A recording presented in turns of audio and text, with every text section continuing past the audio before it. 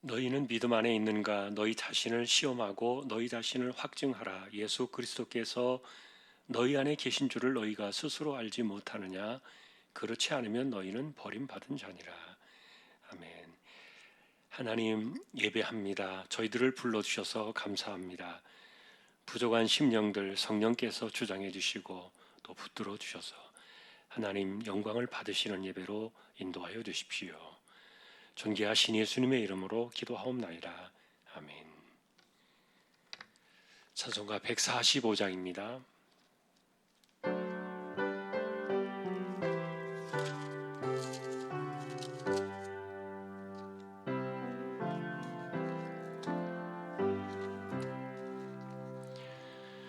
오 거룩하신 주님, 그 상하신 머리 조롱과 욕에 쌓여 가시관 쓰셨네. 아침에처럼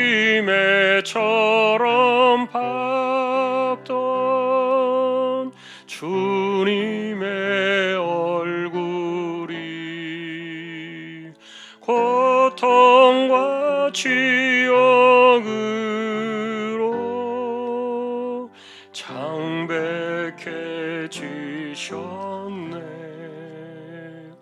주 당하신 그 고난 죄인 위함이라. 내 지은 죄로 인해 주 형벌 받았네. 내 주여 비옵나니 이 약한 죄인을 은혜와 사랑으로 늘 지켜주소서. 나 무슨 말로 주께 다 감사드리랴. 끝없는 주의 사랑 한없이 고마워. 보잘것없는 나를 주의 것 삼으사 주님만 사랑하며 나 살게 하소서. 아멘.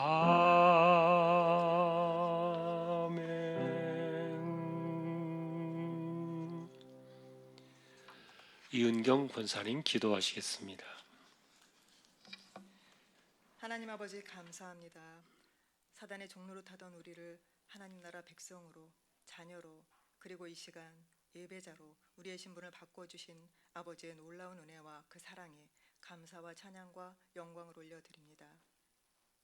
시간 속에 보석처럼 박혀있는 고난주간을 지내면서 주님의 십자가와 부활을 더 깊이 묵상하게 하셔서 감사합니다.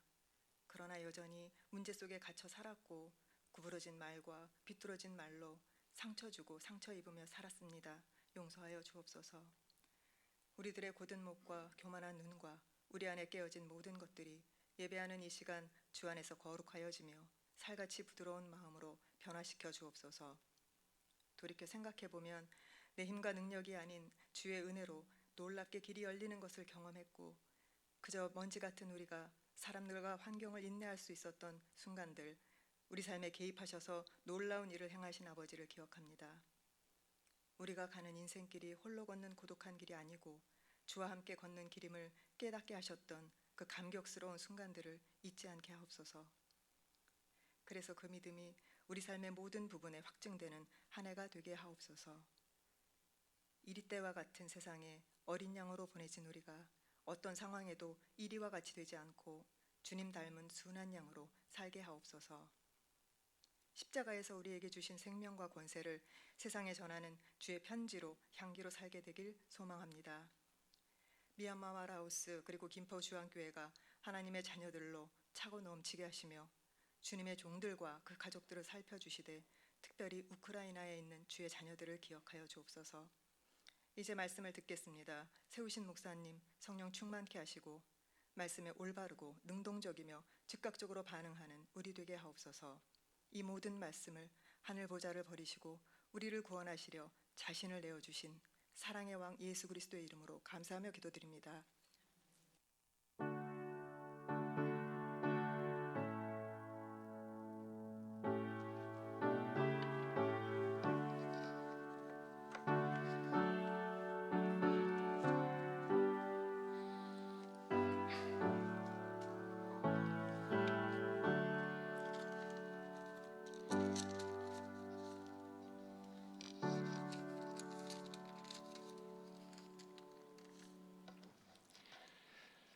하나님 말씀 사무엘상 20장이 되겠습니다.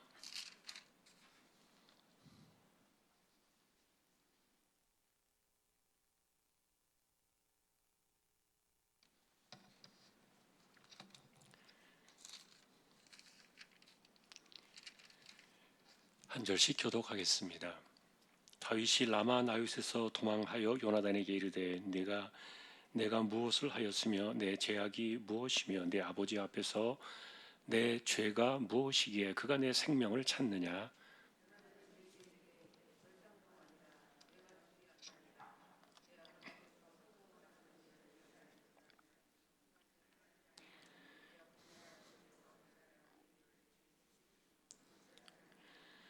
다윗이 도맹세하여 이르되 내가 네게 은혜 받은 줄을 네 아버지께서 밝히 알고 스스로 이르기를 요나단이 슬퍼할까 두려운즉 그에게 이것을 알리지 아니하리라 함이니라. 그러나 진실로 여호와의 살아계신가 내 생명을 두고 맹세하노니 나와 죽음의 사이는 한 걸음뿐이니라.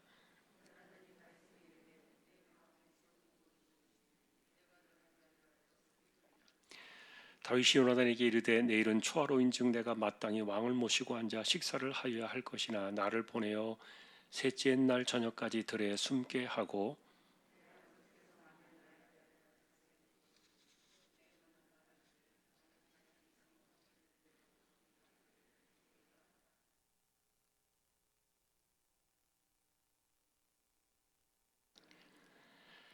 그의 말이 좋다 하면 네 종이 평안하려니와 그가 만일 노하면 나를 해하려고 결심한 줄을 알지니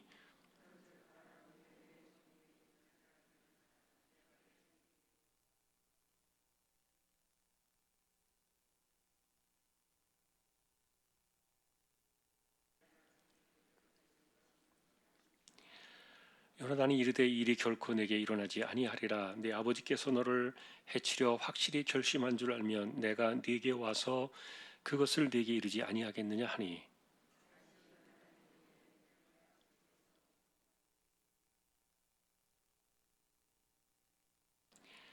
요나단이 다윗에게 이르되 오라 우리가 들로 가자 하고 두 사람이 들로 가니라.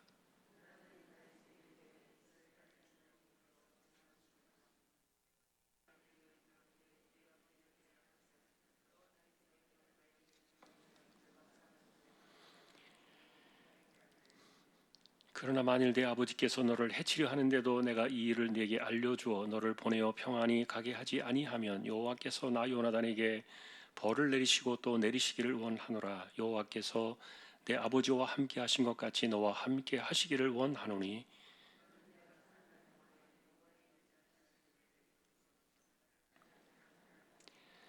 여호와께서 너 다윗의 대적들을 지면에서 다 끊어버리신 때에도 너는 내 인자함을 내 집에서 영원히 끊어버리지 말라 하고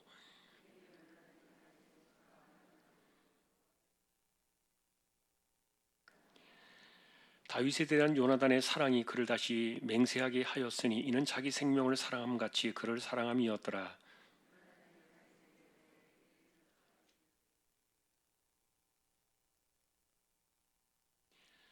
너는 사흘 동안 있다가 빨리 내려가서 그 일이 있던 날에 숨었던 곳에 이르러 에셀 바위 곁에 숨으라.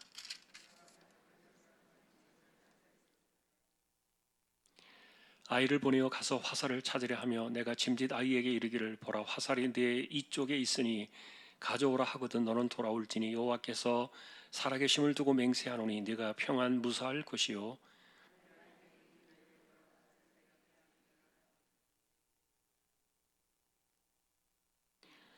너와 내가 말한 일에 대하여는 여호와께서 너와 나 사이에 영원토록 계시느니라 하니라.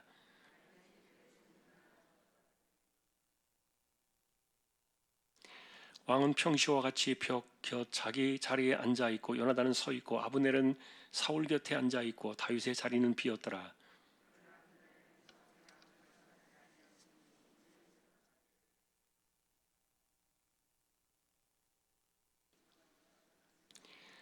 이튿날 곧 그 달의 둘째 날에도 다윗의 자리가 여전히 비었으므로 사울이 그의 아들 요나단에게 묻되 이새의 아들이 어찌하여 어제와 오늘 식사에 나오지 아니하느냐 하니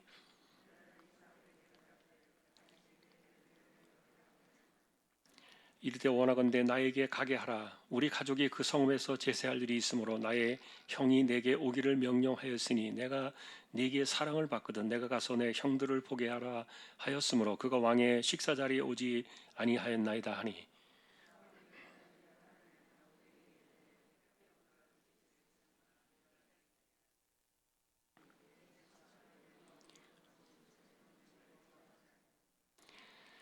이새의 아들이 땅에 사는 동안은 너와 네 나라가 든든히 서지 못하리라. 그런즉 이제 사람을 보내어 그를 내게로 끌어오라. 그는 죽어야 할 자이니라 한지라.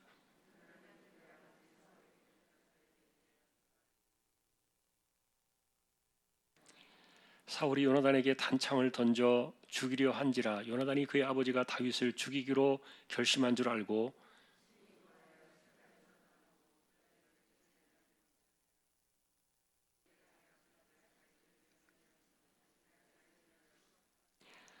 아침에 요나단이 작은 아이를 데리고 다윗과 정한 시간에 들러 나가서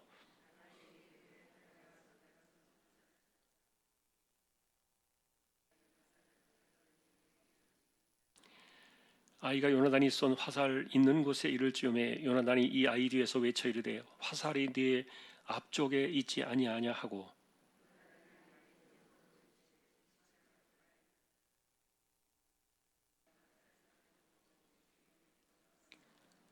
그 아이는 아무것도 알지 못하고 요나단과 다윗만 그 일을 알았더라.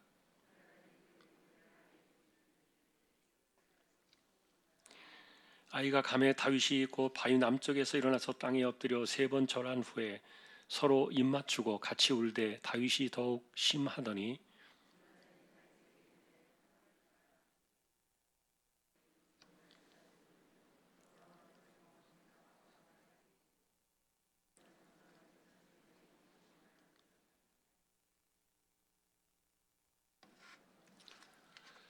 아멘. 예, 교회 소식 말씀을 드립니다. 고난주간 특별 새벽 기도회를 지금 드리고 있습니다. 예, 이번 주까지 우리가 함께 경건의 시간으로 드렸으면 좋겠고요. 돌아오는 주일날 부활주일 새벽은 따로 모이지 않습니다. 대신에 우리가 다음 주일 부활절 오후 예배는 시흥시 기독교연합회에서 하는 부활 연합 예배로 같이 드려지게 되겠습니다. 저희 교회에서 따로 드리는 것 아니고요. 함께 가서 우리 교회는 예배하지 않습니다. 가서 연합회 예배로 오후 예배를 함께 드리려고 합니다. 일정 여러분들이 참조하셔서 함께 주시면 좋겠습니다. 토요일 날 대청소는 오전 10시부터로 이렇게 시간이 변경되었습니다. 참조해 주시기 바랍니다. 이제 38구역 찬양으로 영광을 돌리겠습니다.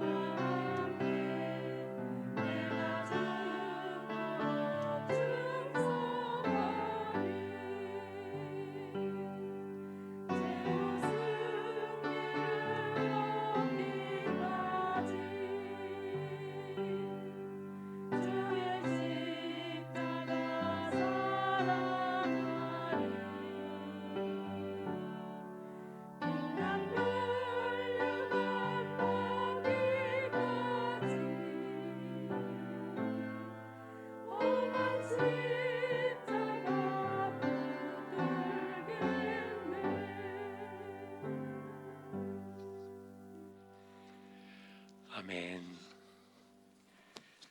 하나님 감사합니다. 38구역을 세워주셨습니다. 구역의 식구들을 기억해 주시고 이 혼란의 때를 잘 이겨내며 승리하는 믿음의 가정들 모두 되게 하여 주옵소서. 말씀을 상고하려고 합니다. 부족한 종과 저희 모두에게 성령께서 함께하여 주옵소서. 존귀하신 예수님의 이름으로 기도합니다. 아멘.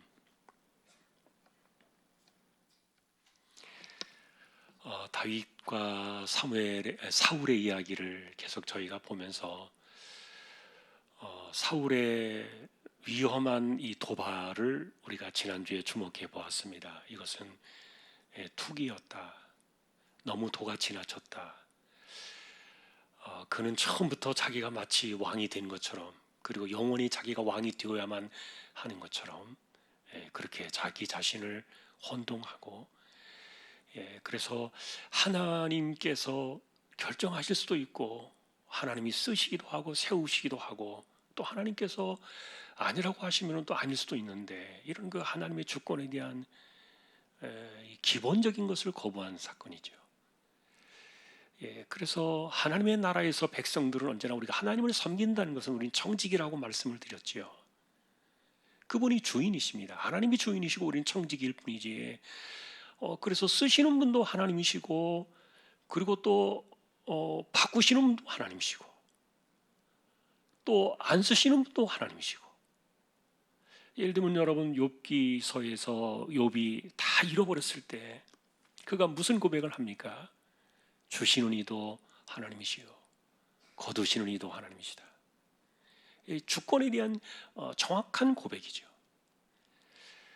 사실 언약 공동체를 이끌어가는 신앙의 사람들에게 이 하나님의 절대 주권에 대한 신앙은요, 우리의 신앙의 그 정말 순수함을 세워주고 그리고 보게 하는, 이거를 거부하는 순간부터 우리의 신앙은 인간 중심으로 돌아가 버리는 거예요. 잠언에서는 교만이 패망의 선봉이다 이렇게 말씀을 하잖아요. 그러나 투기 역시 반드시 멸망합니다. 그리고 불행한 것은 투기하는 사람 곁에 있으면 같이 망하는 겁니다. 이게 이제 사울을 통해서 우리에게 보여주는 정말 무서운 교훈이에요. 왜냐하면 그 투기 자체는 하나님의 주권에 대한 거부이기 때문에 그래요. 내가 하겠다는데 그것을 사람이 왜 거부합니까? 자기가 왕이기 때문에? 자기가 언제부터 왕이 되었다고? 예를 들면 그런 문제가 이게 있는 건데, 그런데 한번 이렇게 이 투기심이 작동을 하고 시기 질투가 나타나고 이래서 사람이 한번 그런 것에 이끌려 가면은요, 이게 돌아오기 힘들어요.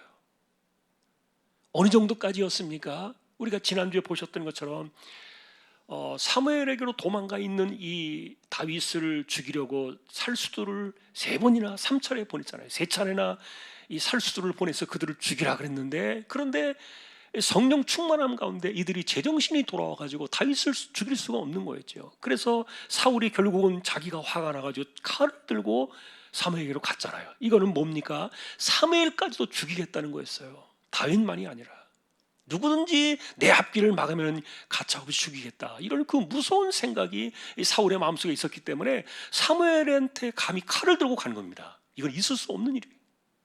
그런데 칼을 직접 들고 사무엘까지 쫓아가서 만일에 방해하면은 사무엘조차도 베어버릴 것이다.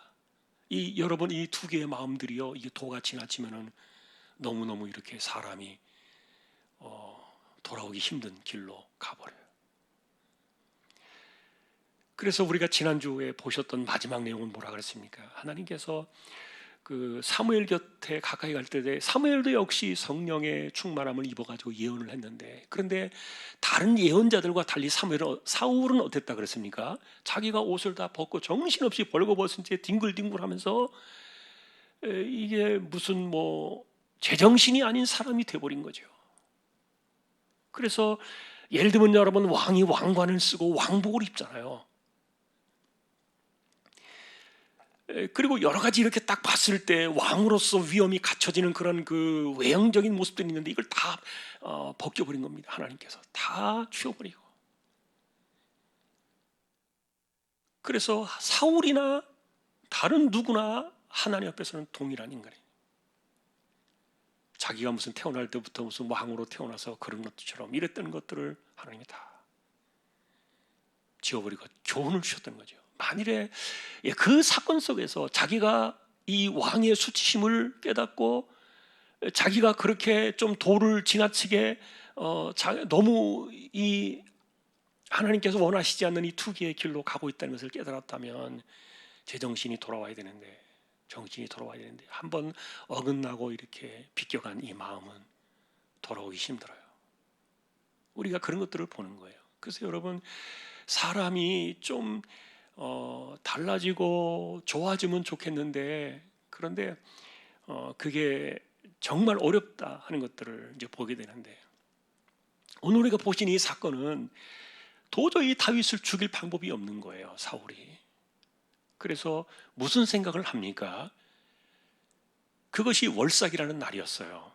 매달 첫째 날은 율법에 의하면은 이 첫째 날 매달 1일은 하나님께 예배하는 날로, 안식일처럼 하나님을 예배하는 날로 그것이 법에 정해져 있어요. 보통 그래서 월삭 그래요, 월삭.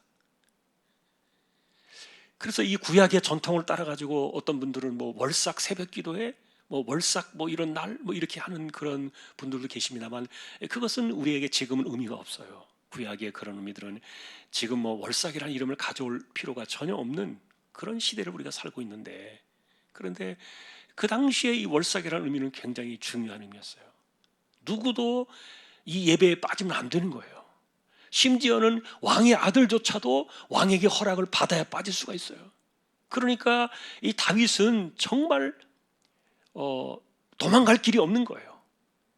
만일에 이 월삭의 이날에 예배의 자리에 나타나지 않으면은 이 다윗은 그 이스라엘 전체 정말 이 공동의 적이 되어버리는 거죠. 이거를 노린 겁니다, 사울이.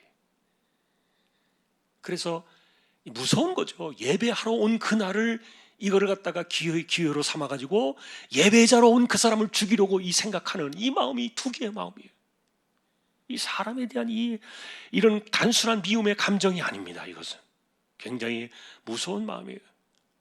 자기보다 높아지는 거, 다른 사람들이 칭송을 받는 거, 이걸 도저히 못 견디는 거예요. 얼마나 무서운 죄악인지 몰라요, 이게.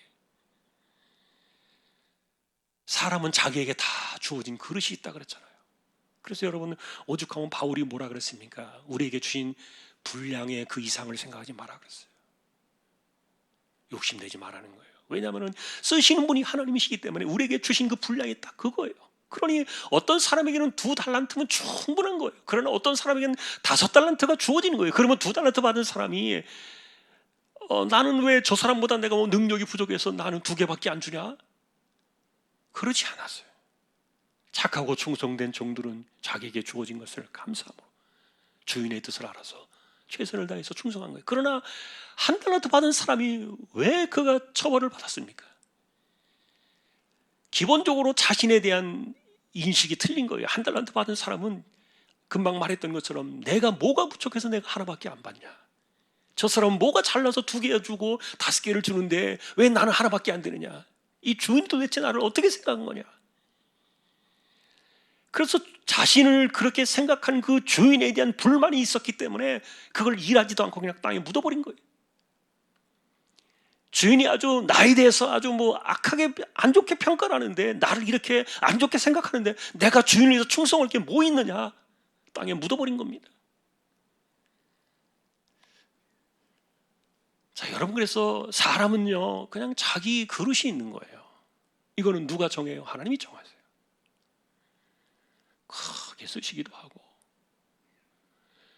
그래서 우리는 그런 방식들은 알고 있어요. 어떤 사람을 크게 쓰시느냐? 하나님께 엎드리는 사람. 그리고 하나님께 자신을 낮추고 온전히 말씀하시는 대로 순종하는 사람은 하나님이 크게 쓰세요. 그 사람은 아무 탈날 게 없는 거예요. 왜냐하면 진정한 청지기와 종에게서 바라는 최고의 덕목이 뭡니까? 주인이 원하는 대로 하는 거잖아요. 주인이 원하는 대로 하는 사람이 최고 아닙니까? 그런데 자기 생각이 있어가지고 이것을 자꾸만 자기 생각대로 틀어버리고 자기 생각을 덧붙이고 이러면은 주인이 얼마나 그 사람을 쓰는 게 불편하겠어요. 안 쓰시게 되는 거예요, 자꾸만. 그래서 여러분, 은사도요, 우리가 한 번 은사가 주어지면은 그 영원히 가는 거 아닙니다. 정말 그 은사를 받은 것을 가지고서 하나님께 감사하면서 자신에게 주신 그 은사를 기억하며 정말 충성된 마음으로 헌신하면은 하나님이 그 사람은 계속 써요. 더 많이 써요. 그러나 자꾸만 그것에 자기 것인 것처럼, 자기가 잘난 것인 것처럼 거기에 뭔가 막 붙이고 자기 생각이 들어가고, 그래서 하나님께서 원하시는 것보다는 자기가 원하는 쪽으로 자꾸만 하고 이러면요, 은사 사라져 버립니다. 고도 가시는 거예요. 은사가 영원한 거 아니에요. 한번 내가 은사 받으면 그걸로 영원히 그렇게 되겠지, 아닙니다. 그런 이런 것들도 하나님의 주권 속에서 섭리하시는 것인데, 그러니 이 사람의 투기의 마음이 얼마나 무섭냐고요. 예배를 갖다가 이거 핑계 삼아가지고 예배하러 온 사람을 죽이려고. 왜냐하면 다른 날은 이제 다윗이 도망다니니까 얼굴 볼 날이 없는 거예요. 그러나 이 월삭의 이 날에는 정말 다윗이 피할 수 없이 나타나서는, 그리고 왕의 그 곁에 있었던 가까운 사람이니까 그 식탁에 앉아야 되는 거예요. 왕의 식탁에. 꼼짝없이 도망갈 수 없는 날이 온 거예요, 월삭이. 그래서 이 생각을 하다가 다윗이 고민하다가 찾아간 사람이 누구냐면 아들 요나단이었어요. 부탁할 사람이 요나단밖에 없는 거예요. 그리고 요나단에게 가서 하소연을 했어요. 내가 도대체 무슨 죄가 있냐? 내가 사울 왕에게 뭘 했느냐? 내가 이스라엘을 위해서 목숨 걸고 싸운 것밖에 없는데, 내가 헌신하고 충성한 것밖에 없는데 왜 이렇게 나를 죽이려고 하느냐? 다윗이 요나단에게 하소연을 했어요. 그랬더니 이 요나단이 뭐라고 말합니까? 우리 아버지 절대 그런 분 아니야. 걱정하지 마. 오해를 하고 있어요. 왜냐하면 여러분, 한번 물어봤을 때, 지난번에 요나단이 아버지 사울에게 물어봤잖아요.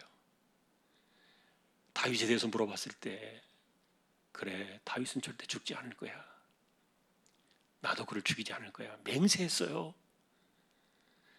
그러니까 이 순진한 이 요나단은 하나님의 이름으로 맹세하니까 그걸 믿은 거예요.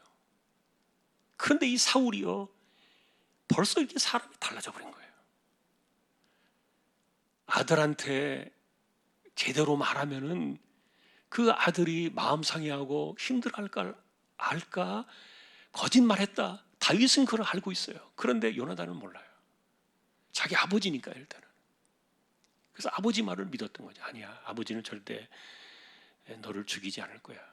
나한테 약속까지 하시고 맹세까지 하셨는데. 그러나 다윗은 알고 있죠. 이미 벌써 몇 번을 당했는데. 그러니 여러분, 사실은 사람을 한두 번 겪으면 그 사람에 대해서 대략 알잖아요. 다윗의 경우 그래서 이런 부분 때문에 요나단에게 이제 하소연한 거예요. 문제는 아까도 말했던 것처럼 월삭이에요. 내가 이 월삭의 날에 가면은 틀림없이 난 죽는다.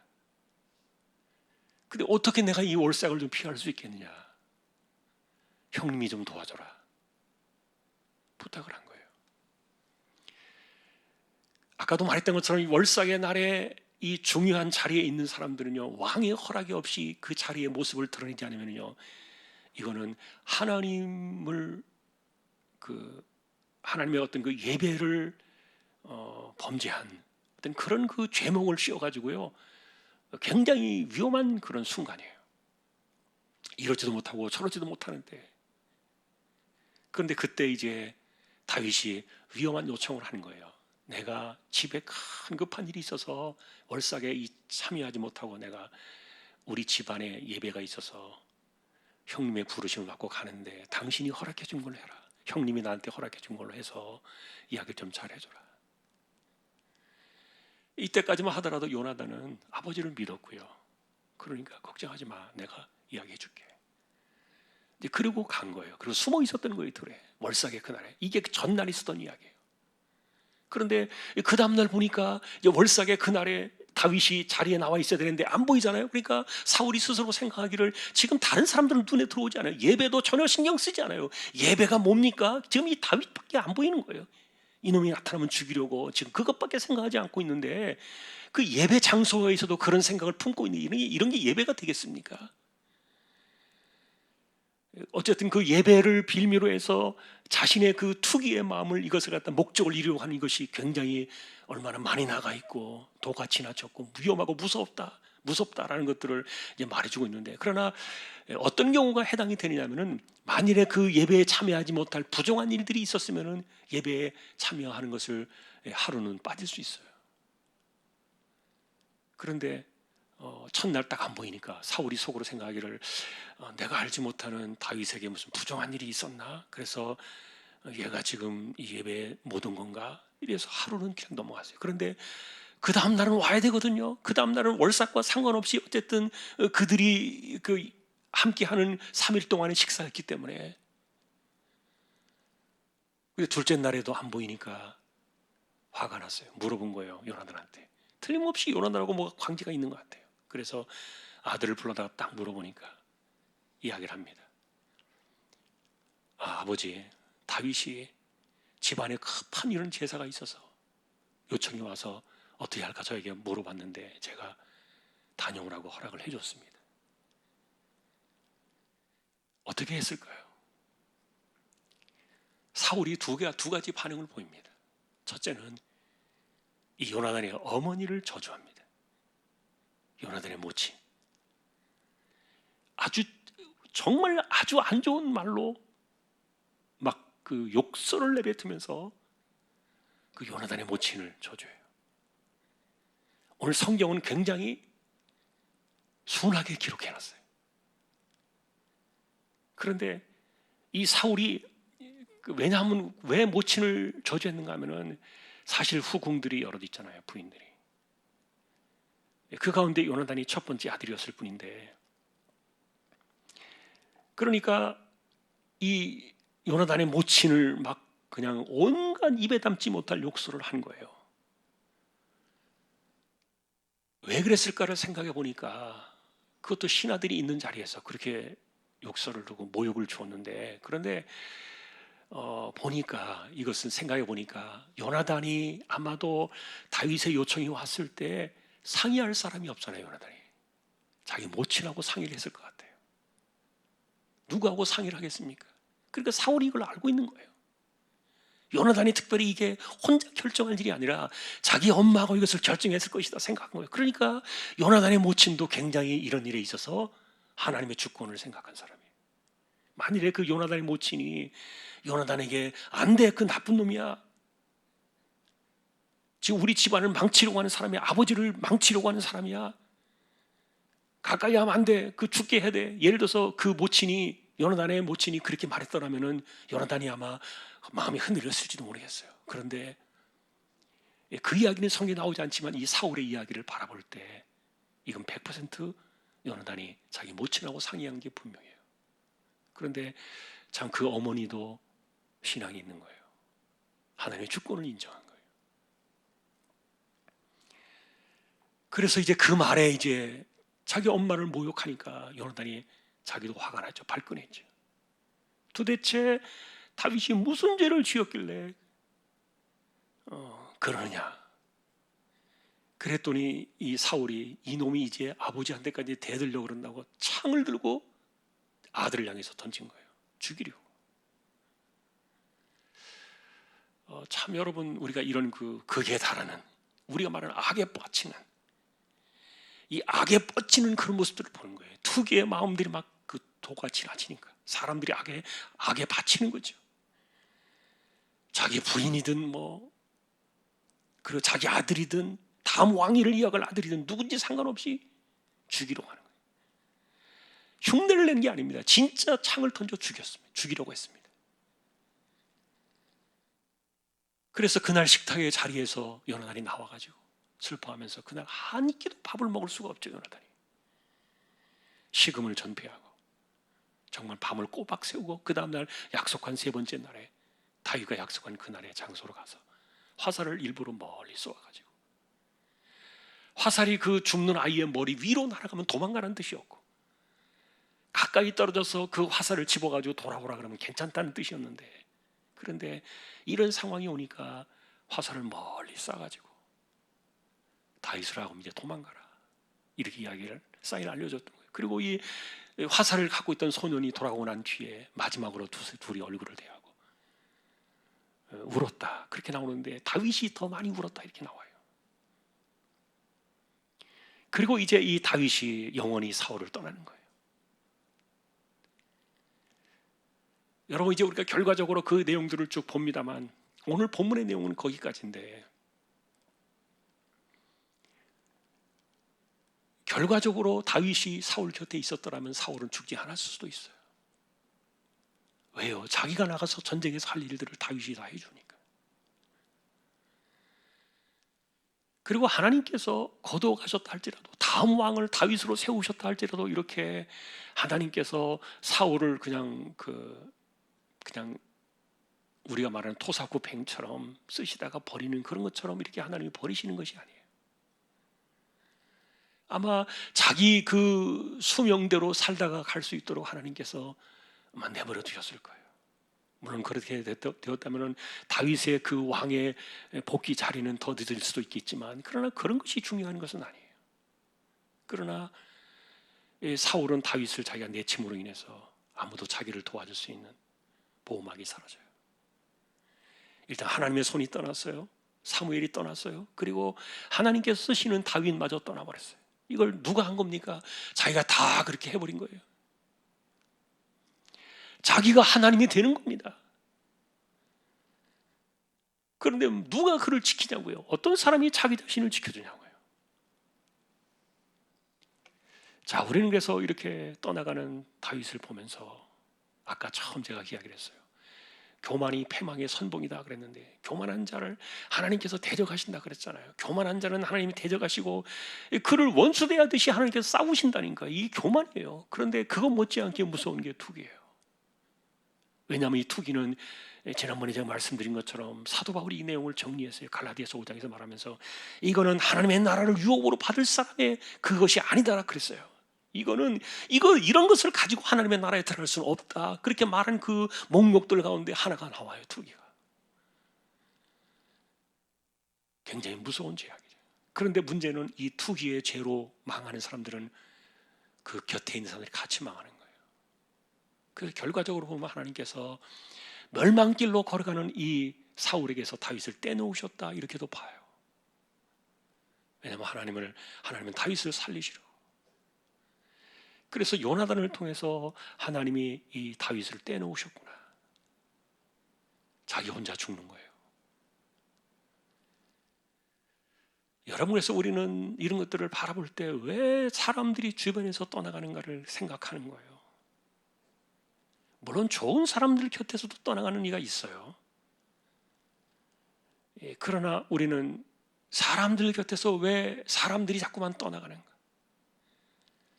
왜 자꾸만 자기 홀로, 우리 지금 말하면 세상적인 표현으로 말하면 죄송하면 독고다이라 그러잖아요. 혼자 가는 거죠. 자기 혼자 천상의 어떤 뭔가를 하는 것처럼 이렇게 하는, 왜 이런 일들이 위험해집니까? 어쨌든 사울은 스스로가 자신의 인생을 그렇게 만들어가고 있었던 거예요. 자, 그런 모습들을 이제 이 성경은 이렇게 한 장씩 한 장씩 벗겨가면서 보여주는 거예요.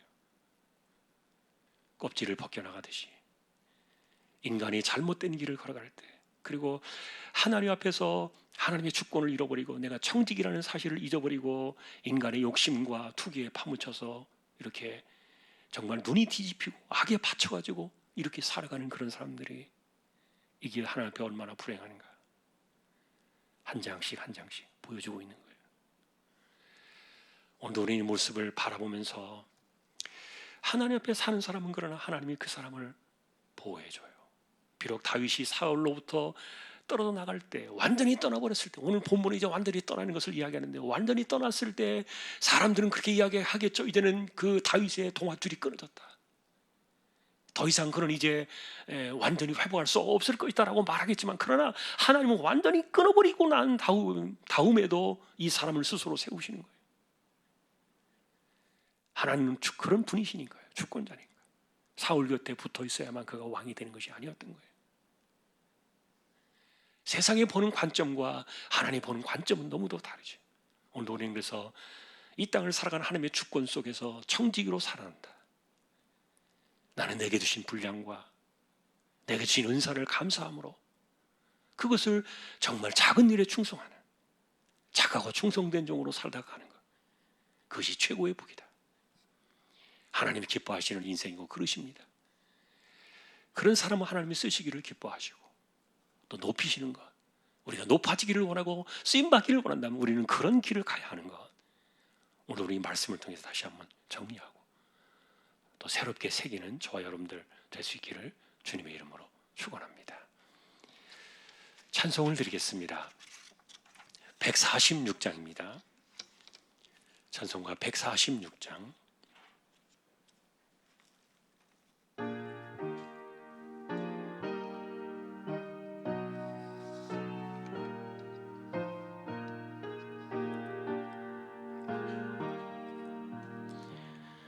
저 멀리 푸른 언덕에 그 십자가 위에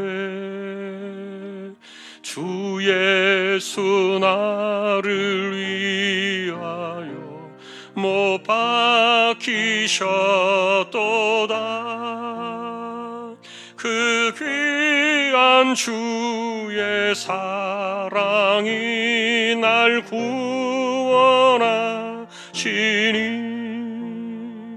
그 사랑 나도 본받아 주 위에 힘쓰리.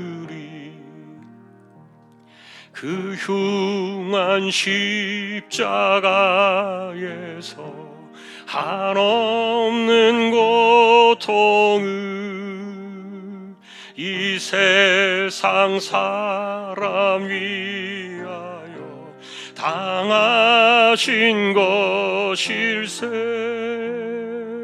그 귀한 주의 사랑이 날 구원하시니 그 사랑 나도 본받아 주 위에 힘쓰리. 그 흘린 보배 피로써 날 속량했으니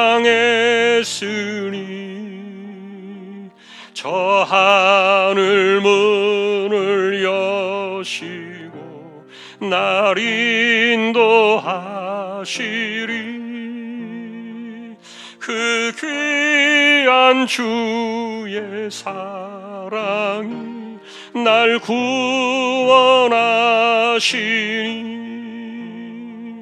그 사랑 나도 본받아 주 위에 힘쓰리.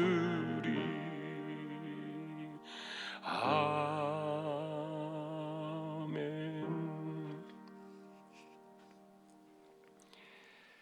하나님, 오늘도 말씀을 생각합니다.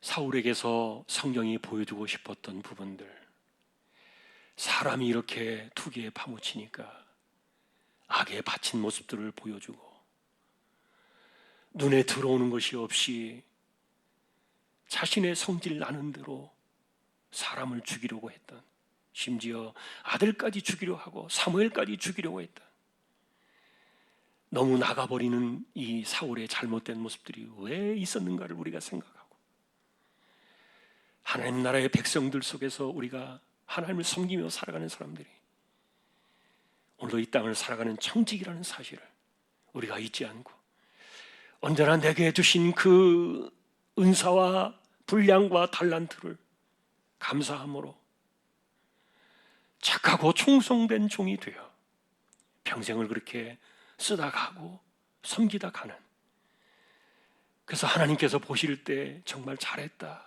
착하고 충성된 종아, 칭찬받는 우리 모두 되게 하여 주옵소서. 성경을 바라보면서 우리의 잘못된 모습들을 우리가 거울처럼 들여다보고 하나님 앞에 바르게 세워져 나가는 우리 모두가 되게 하셔서 언제나 깨달음 속에서 성령의 이끄심을 따라 이 세상을 이기며 죄를 이기며 마귀를 이기며 언제나 우리가 하나님 앞에 온전한 사람으로 세워져 가기를 소망하는 거룩한 주님의 자녀들 되게 하여 주옵소서. 고난주간의 이날 전통적으로 초대교회가 지켰던 것처럼 오늘과 내일 이렇게 우리가 좀 더 경건하게 이 시간들을 보내는 저희 모두 되기를 원합니다. 이정우 집사님, 최대경 청년, 신비한 집사님, 조인성 청년, 김하솔 청년, 백경래 집사님, 조말순 집사님, 연약한 이들을 의탁합니다. 암 치료한 분들이 있습니다. 힘을 더해 주십시오. 마음을 붙들어 주십시오. 연세 많으신 분들 기력을 더해 주시고 맑은 정신 총기가 흐려지지 않게 하여 주옵소서. 이 땅을 고쳐주시고 치료해 주시고 나라가 바른 길로 가게 해주시고 다툼이 없게 하시고 또한 이 불안하고 전쟁의 위협 같은 이 세대 속에서도 하나님 이 땅을 지켜주실 뿐만 아니라 코로나의 혼란 가운데서도 안정된 자리로 회복의 자리로 나아갈 수 있도록 역사하시고 은혜를 더하여 주시기를 소망합니다. 전쟁이 일어나고 있는 우크라 땅에도 하나님의 백성들 자녀들을 기억해 주시고 악한 자들을 끊어주시고 하나님께서 붙드시는 하나님의 살아계심이 나타나는 거룩한 역사가 있게 하여 주옵소서. 오늘도 선교지를 부탁합니다. 주님이 보내셨습니다.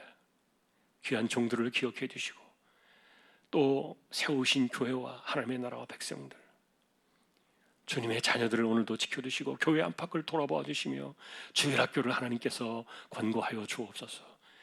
일터와 생업과 삶의 현장과 가족들과 가정과 건강을 하나님께서 붙들어 주시고 이 세대를 살아가는 우리 자녀들 젊은이들에게도 은혜를 더하여 주옵소서.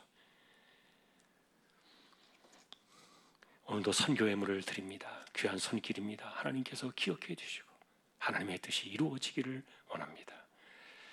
마치고 돌아가 우리 모든 심령들 속에 다시 한번 주님의 십자가의 은혜가 함께 하시기를 존귀하신 우리 주님의 이름으로 간절히 기도하오며 우리 주님 예수 그리스도의 은혜와 하나님 아버지의 사랑과 성령님의 감화, 감동, 위로, 인도, 교통 충만하심이 고난주간의 이날에 좀 더 주님의 죽으심을 기억하며 우리가 어떤 자리에서 구원을 받았는가를 돌이켜 주님의 기뻐하시는 종으로 살아가기를 원하는 우리 모든 심령들, 주왕의 가족들 위해 이제로부터 영원까지 함께 있을지어다. 아멘.